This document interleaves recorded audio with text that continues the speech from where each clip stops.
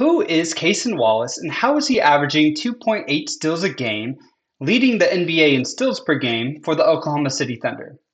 Let's discuss how Cason Wallace is quietly becoming one of the best perimeter defenders in all of the NBA.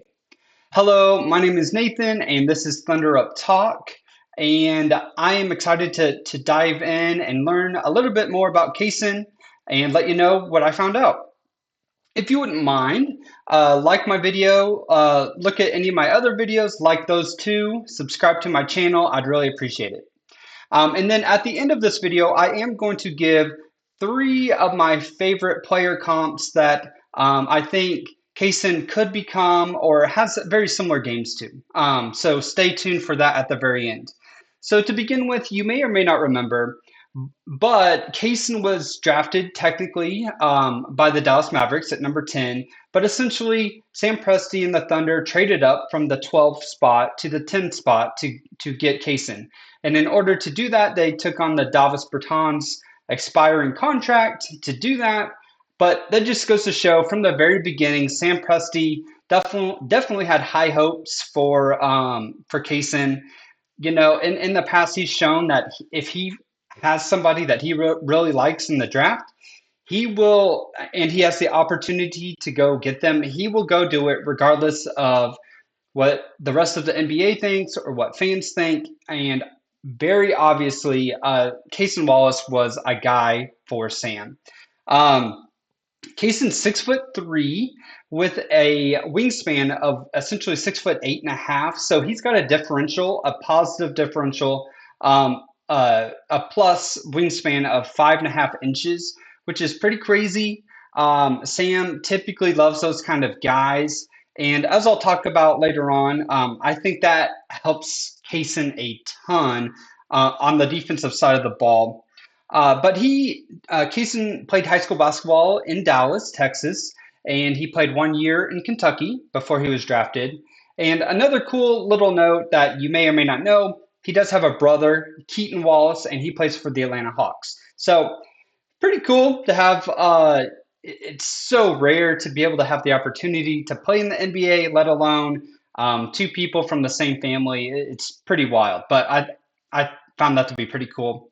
But yeah, one of the things that I'm going to talk about defense a lot with Cason because that is obviously his strong suit right now. I just love how quick his hands are, similar to Alex Caruso. I've talked about that in the past.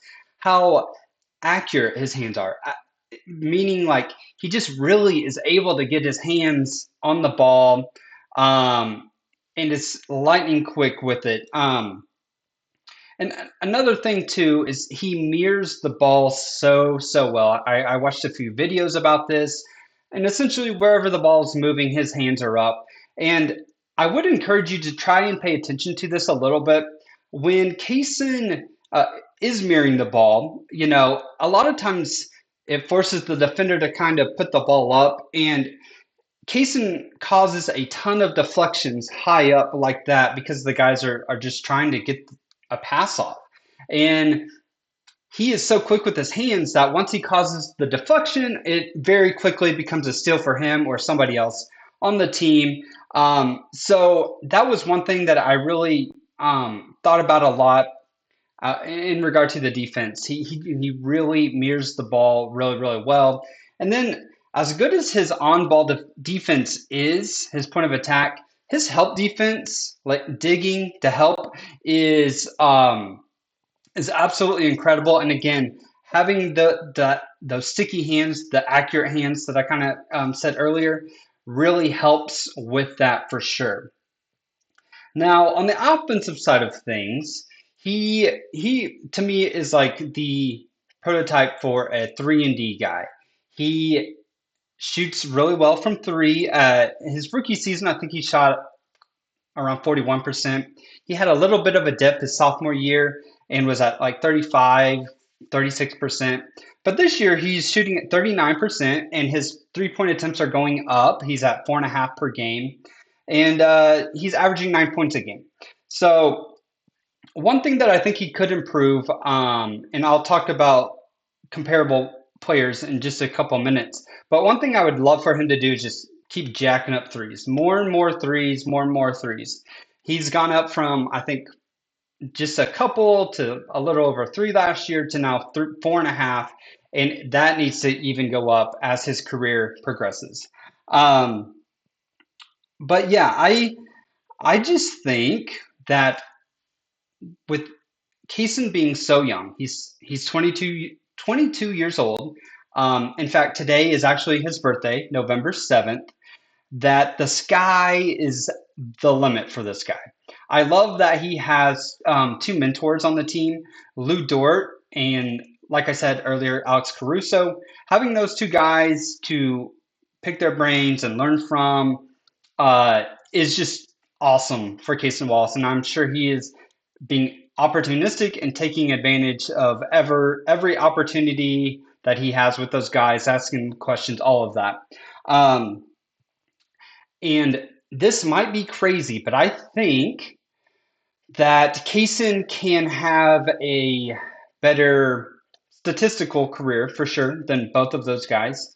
And I think he can be considered a better defensive player than both of those, which just sounds crazy, but I just love his instincts already with how young he is.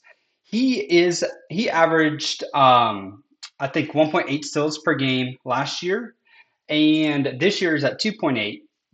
Neither one of those guys, Lou Dort or Caruso, have averaged over two steals a game, and it's looking like Cason's definitely going to do that. Which steals aren't everything for sure, but the way that Cason gets steals, um, he will jump a passing lane every now and then.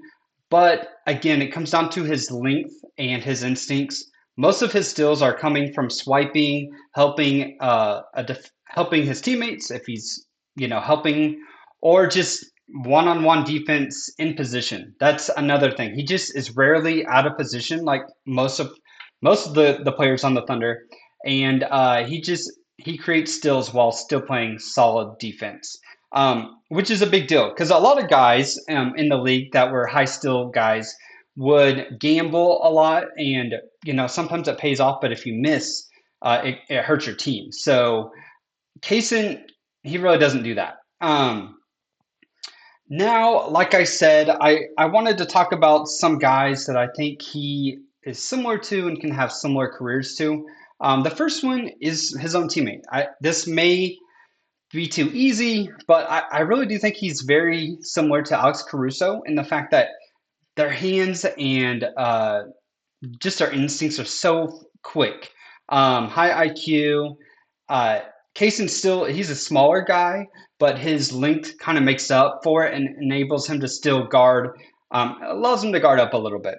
Um, the second guy is Derek White for the Boston Celtics. I think he's very similar to him. Um, Derek White's a guy, he's never averaged more than 16 points a game, and he's never surpassed two steals per game either. Something that, again, Cason Wallace might end up doing this year. But one thing that Derek White does better for sure is that he shoots the threes. Those attempts are like at 7, 8, 9 3-point attempts per game. And I think if Cason can get to a point where he's doing something like that, he can, at some point in his career, be in the mid to high teens. Maybe he has a career year where he gets to 20 points a game.